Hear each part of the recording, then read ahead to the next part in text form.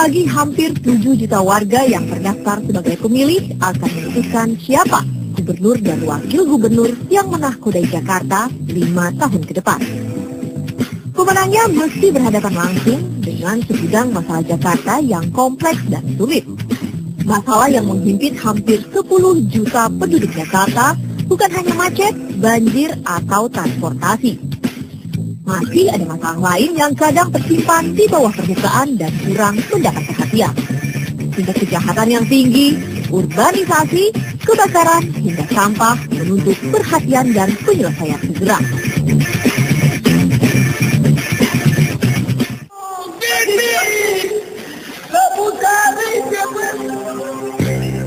Pembunuhan Livia Pavita Sulistyo menggemparkan ibu kota Agustus tahun lalu.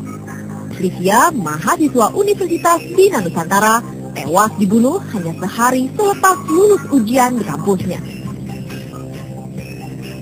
Mayat Livia ditemukan 5 hari setelah dinyatakan hilang. Lokasinya di saluran air sedalam 2 meter di Cisauk, Tangerang, Banten. Pak, mak, saya udah lulus gitu. Terus dia bilang syukur, dia bilang saya senang sekali. Terakhir, besok pagi saya telepon, mau ajak keluar makan, handphonenya udah nggak aktif. Pelakunya gerombolan sopir tembak Mikrolet 24 yang melayani rute Srengseng Selipi. Sebelum membunuh, para pelaku melakukan kekerasan seksual terhadap Livia di dalam Mikrolet. Korban melakukan upaya-upaya pemberontakan, jadi ya sudah dipegang, memberontak dan dipekam dengan sweater, kemudian dijerat dengan tali yang terakhir. Para pembunuh Livia yakni Irwan Saleh dan 3 kawannya dijatuhi hukuman seumur hidup.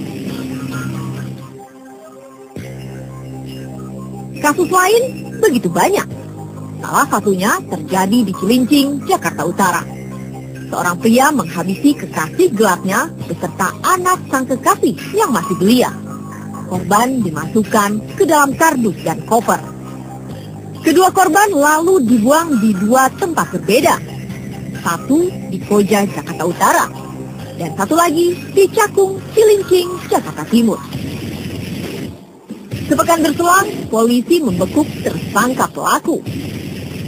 Pelakunya bernama satu saudara R, satu saudara K, ya, tersangka K. Adalah bahwa tersangka R ini dia mempunyai satu hubungan cinta dengan korban, ya. Anak yang membunuhnya berhubungan intim. Ya, udah. Itu berhubungan intim dengan bunuh. Alhasil, Rahmat diganjar 15 tahun penjara. Terdakwa lain yakni Chris Bayudi pekan lalu divonis bebas oleh Pengadilan Negeri Jakarta Utara. Hakim menyatakan tak ada bukti kuat memenjarakan Chris Bayudi. Kejahatan lain juga meresahkan warga. Perampokan. Para bandit tak kapok-kapok, meski polisi getol memburu mereka. Januari lalu polisi membekuk 4 perampok yang menyatroni sejumlah minimarket. Namun para bandit tetap bergentayangan di lokasi lain. Contohnya peristiwa di Jalan Oto Iskandar Dinata, Jakarta Timur sebulan lewat. Perampok menggunakan senjata api tak punya takut. Mereka mengikat petugas minimarket. Dengan leluasa, para perampok menggondol lebih dari 60 juta rupiah dari brankas minimarket. Ahli kriminologi Adrianus Meliala mencoba mencari benang merah mengapa perampokan belakangan marak kembali di Jakarta. Kenapa ini bisa terjadi? Karena nampaknya ada 2 hal. Pertama, hubungan antara masyarakat setempat dengan minimarket itu jauh, ya, berjarak. Sudah? Pasti belum. Jangan lupa yang berikut. Ibu kota masih jadi jantung peredaran narkotika. Gerakan Nasional Anti Narkoba atau GRANAT misalnya mencatat ada 280.000 jiwa yang menjadi pengguna dan pecandu narkotika dan psikotropika. Salah satu lokasi peredaran narkotika yang tak mati-mati adalah Kampung Ambon di sekitar Cengkareng, Jakarta Barat. Selasa pekan lalu misalnya, polisi menangkap 65 orang. Diamankanlah sekitar 65 orang, harusnya lebih dari itu, tapi yang akhirnya mereka diri sudah pernah kita gerebek, sekarang dia mulai melakukan aktivitas lagi. Banyaknya kasus kejahatan di Jakarta seolah mempertanyakan status keamanan dan kenyamanan DKI sebagai kota megapolis yang nyaman dihuni. Jelas, menjadi pekerjaan buat mereka yang terpilih menjadi gubernur dan wakil gubernur Jakarta nanti. Adakah para kandidat punya resep menyelesaikannya? Dua kandidat Fauzi Bowo dan Alex Nurdin menyebut kunci solusinya penegakan hukum.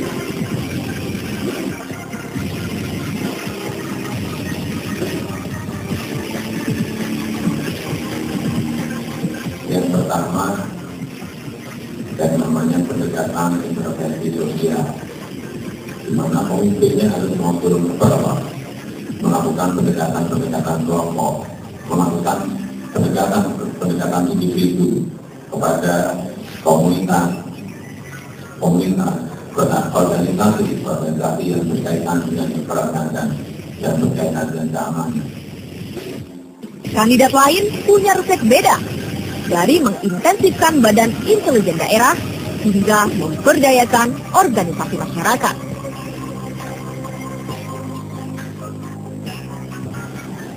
Punya akar masalah, yakni lapangan kerja yang berkualitas. Jadi angka pengangguran di Jakarta itu jauh di atas angka pengangguran nasional. Bicara dan janji-janji memang mudah, tapi bagaimana mewujudkannya?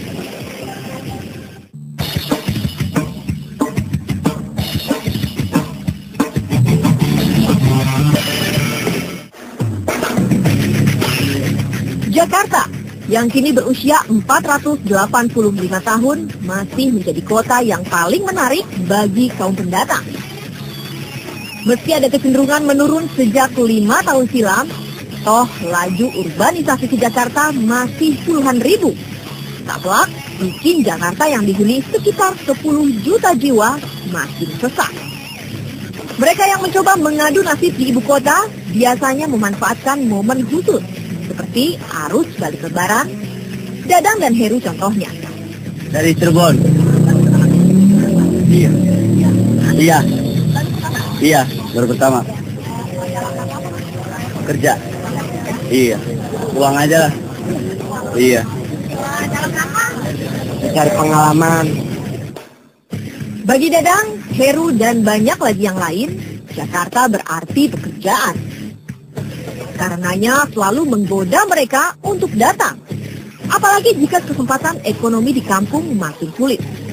Di kota, ya jadi tumpuan. Beruntung jika mendapat pekerjaan. Sebaliknya jika tidak, pemerintah Provinsi Jakarta lah yang repot. Bukan hanya menambah jumlah penduduk, tapi meningkatkan pengangguran dan kemiskinan. Dua faktor yang berpotensi mencetuskan kerawanan sosial. Pemprov Jakarta tentu tak tinggal diam. Salah satu program rutin untuk menekan urbanisasi, ya Operasi Justisi Kependudukan atau OJK. Operasi biasa digelar selepas lebaran atau bulan-bulan tertentu. Kebanyakan yang jadi sasaran rumah indekos, kontrakan, hingga apartemen. Tujuannya, apalagi jika bukan menjaring pendatang ilegal. Tujuan lain, mendorong warga memiliki dokumen kependudukan yang lengkap dan benar. Udah setahun lah. Ya. Belum, nggak tahu kalau ada kayak sistem operasi justisi ini nggak tahu. Ya kalau emang prosedurnya bikinnya nggak rumit, soalnya juga nggak ini mahal, bikin. Begitulah, Jakarta sebetulnya terbuka untuk semua orang. Namun bukan berarti tanpa syarat. Siapapun yang datang ke Jakarta dibolehkan, asal memenuhi persyaratan. Ya, diantaranya harus ada surat pindah dari kotanya. Kemudian di sini ada jaminan pekerjaan dan jaminan tempat tinggal di sini. Bahkan sejak awal pemerintah, gubernur sudah mengingatkan berbagai persyaratan untuk tinggal di Jakarta. Maksudnya supaya orang yang memang memenuhi persyaratan silakan. Tapi kalau yang tidak memenuhi persyaratan, supaya tahu bahwa ada konsekuensi. Jadi kemungkinan dia akan dipulangkan kembali, terkena rahasia dan lain sebagainya. Mereka yang tak bisa menunjukkan kelengkapan dokumen kependudukan diadili dalam persidangan khusus, penegakan administrasi kependudukan. Operasi justisi kependudukan dan langkah lainnya setidaknya menurunkan laju urbanisasi ke Jakarta. Urbanisasi ke Jakarta sudah terjadi sejak lama. Namun yang paling kencang dimulai dekade 1970-an. Seiring bangkitnya pertumbuhan ekonomi Indonesia. Apalagi di masa Orde Baru, pemerintahan masih sentralistik. Pertumbuhan ekonomi juga terpusat di Pulau Jawa, khususnya Jakarta. Alhasil Jakarta menjadi daya tarik dan menjadi kampung besar bagi nyaris seluruh etnis di Nusantara. Tentu saja, mereka yang pindah ke Jakarta tak selalu bernasib baik. Maklum, tak semua bisa diserap di pasar kerja. Apalagi jika tak punya keterampilan tertentu. Pengangguran adalah konsekuensi yang tak terelakkan. Banyak yang menjadi gelandangan, hidup di bantaran sungai atau rel kereta api. Sungguh pemandangan yang kontras dengan sentra-sentra ekonomi Jakarta yang dipenuhi gedung pencakar langit. Urbanisasi menyimpan dua sisi sekaligus, pahit dan manis. Mengingat jumlah penduduk dan ruang Jakarta yang sempit, urbanisasi tetap menjadi pekerjaan rumah bagi siapapun yang nanti memerintah.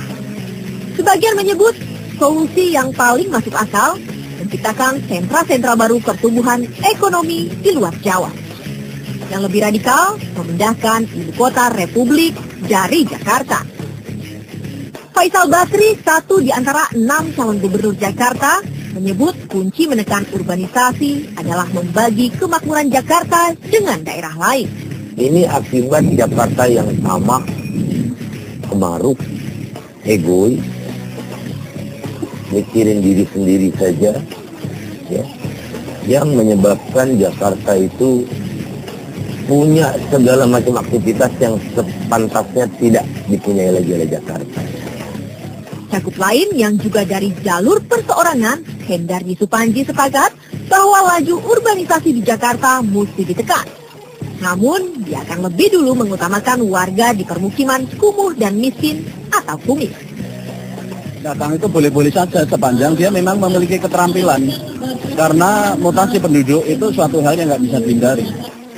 Joko Widodo, Hidayat Nur Wahid, serta Nono Sampono, cawagup dari Alex Nurdin, lain lagi. Dan kemarin kan ada satu, bagaimana komunikasi antara pemerintah DKI dengan pemerintah pusat agar anggaran itu diperbanyak ke daerah sehingga angka pertumbuhan di daerah juga semakin baik. Di sana ada investasi, di sana ada perputaran uang, di sana ada yang namanya lapangan pekerjaan yang terbuka. Mengapa orang datang ke Jakarta? Karena dipersepsikan Jakarta inilah istilahnya ada gula, kemudian semut datang. Atau di Jakarta ini memang beredar, mayoritas uang beredar di Jakarta. Lebih dari 60 investasi beredar di Jakarta. Jadi Jakarta harus melakukan diversifikasi gula itu. Jakarta harus bekerjasama melalui BUMD-nya untuk membuka lapangan kerja di provinsi-provinsi di sekitar Jakarta. Kita mengimbau kepada pemerintah pusat agar kembangkan juga sentra-sentra ekonomi di daerah. Terutama tingkat desa, agar masyarakat itu tidak semuanya berbondong-bondong ke ibu kota, kan begitu. Di ibu kota sendiri kita juga akan upayakan agar dia tersebar, jangan hanya semuanya di tengah pusat kota, tapi paling tidak juga di pinggir-pinggir kota. Sang incumbent Fauzi Bowo tak kelewat risau atas urbanisasi ke Jakarta. Menurutnya, Jakarta memang selalu memberi harapan buat mereka yang sudah tinggal di ibu kota maupun pendatang baru. Menawarkan asa atau tidak, yang jelas Jakarta sudah kelebihan beban.